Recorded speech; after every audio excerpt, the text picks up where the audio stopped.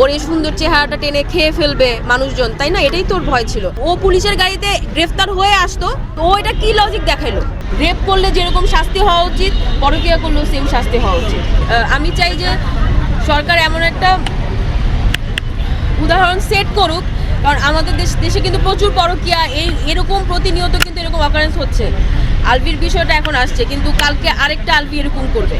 আজকে হয়তো যারা যারা কমেন্ট করতেছে এরাই পরবর্তীতে সবার মধ্যেই কোনো না কোনো আলভি কিন্তু আছে।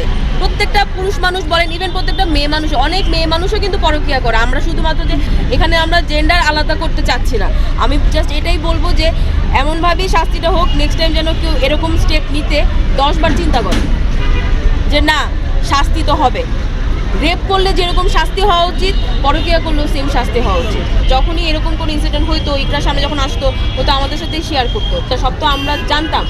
এখন অনেকে বলতেছে যে আপনারা জানলে আগে কেন বলেন নাই? ভাই, কেউ পারমিশন না দিলে আমার ফ্যামিলির প্রবলেম কি কেউ আপনারা গিয়ে কি গণমাধ্যমে ঠাস করে বলে দিবেন আমি যদি পারমিশন না দিই? আমার বান্ধবীর প্রবলেম ও আমার সাথে শেয়ার করছে, আমি কি ওর সাথে লয়াল না? ও তো ওর এমন বান্ধবীকেই বলবে যে ওর কথাগুলো গচ্ছিত রাখবে। তার বেবিটার কি হবে? তার বেবিটা নানা নানু আছে, নানা নানু আছে। আইনগতভাবে তো হচ্ছে যখন মায়ের কোনো অ্যাক্সিডেন্ট হয় বা মা না থাকে তখন তো এটা বাবার কাছে থাকে। হ্যাঁ, কিন্তু অ্যাক্সিডেন্ট তো বাবার কারণে হয়েছে, তাই না? আর দাদু আছে, দাদা আছে, চাচু আছে। হ্যাঁ, আর চাচু আছে, কিন্তু আমি চাচুর বিষয়টা বলবো। চাচু তো নিজে অসুস্থ, আপনারা জানেন। চাচুর কিন্তু ক্যান্সার ছিল, যেটা ইকরা একদম ওর পাশেই ছিল। এখন চাচুর তো আলাদা একটা লাইফ আছে, ওর ক্যান্সার ছিল, ওর সামনে বিয়ে করবে বা ওর নিজস্ব লাইফ আছে। ও কতটুকু আলভির তো ভাইও, ও ইকরার সাথে ওর যাই থাকুক, বাট ওর তো আলভিরই ভাই। আর আলভির মা মানে ইকরার যে শাশুড়ি, উনিও তো টক্সিসিটি তো ওনার মধ্যেও আছে। তো রিজিক কতটুকু ওই বাসায় সুস্থ মানসিক জীবনযাপন করে সুস্থভাবে ও বড় হবে, সেটা নিয়ে তো যথেষ্ট সন্দেহ আছে।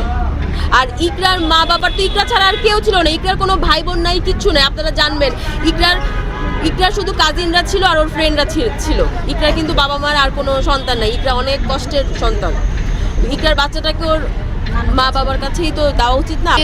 রিজিকের তো যে 9 তারিখে বার্থডে সামনে, ইকরা কিন্তু এরকম পোস্ট করতো যে ফেব্রুয়ারি আসলেই ওর মনে হতো এই যে সামনের মাসটা হচ্ছে আমার রিজিকের মাস, আমার রিজিকের মাস, পুরো মার্চ মাস হচ্ছে আমার রিজিকের। তো আগে থেকেই অনেক প্ল্যানিং থাকতো। তো আমরা সামনে যাব রিজিকের কাছে, জানি না ওরা আমাদেরকে দিবে কিনা দেখতে, বাট আমরা একটা ছোটো কেক নিয়ে যাব রিজিকের কাছে। ওকে ওর দিনটাকে স্পেশাল করার আমরা চেষ্টা করব। ওর দাদুর কাছেই আছে, ওনারা আমাদের সাথে কোনোভাবে যোগাযোগ করে নাই, মানে করতে দিচ্ছে না। আমরা চেয়েছিলাম, কিন্তু ওইভাবে কোনো স্কোপ হয়নি এখনো আমাদের। আলভি সে কিন্তু 2 থেকে 3 দিন পরে এসে ফেসবুকে একটা স্টেটমেন্ট দিয়েছে এবং সেখানে অনেকগুলো কথা বলেছে। সেইখানে একটি কথা ছিল যে সে মবের কারণে বাংলাদেশে আসতে পারেনি। মব সৃষ্টি হয়েছে, পুলিশ ছিল, মব সৃষ্টি হয়েছে। তো আমার কথা হচ্ছে যে ওর এই সুন্দর চেহারাটা টেনে খেয়ে ফেলবে মানুষজন, তাই না? এটাই তোর ভয় ছিল। কারণ আমার কথা হচ্ছে তুমি তো আবার, ও তো আবার এটাও বলছে যে আমার আইনের প্রতি শ্রদ্ধা আছে।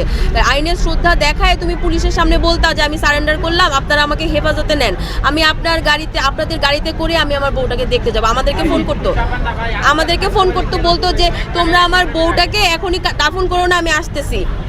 ও পুলিশের গাড়িতে গ্রেফতার হয়ে আসতো। এরকম তো হয় অনেক, যে দাগি আসামিরা এরকম পুলিশের গাড়িতে করে বউর লাশ দেখতে আসে তো না, আসে, এটাই কিন্তু হয়, আসতো। তো ও এটা কি লজিক দেখাইলো?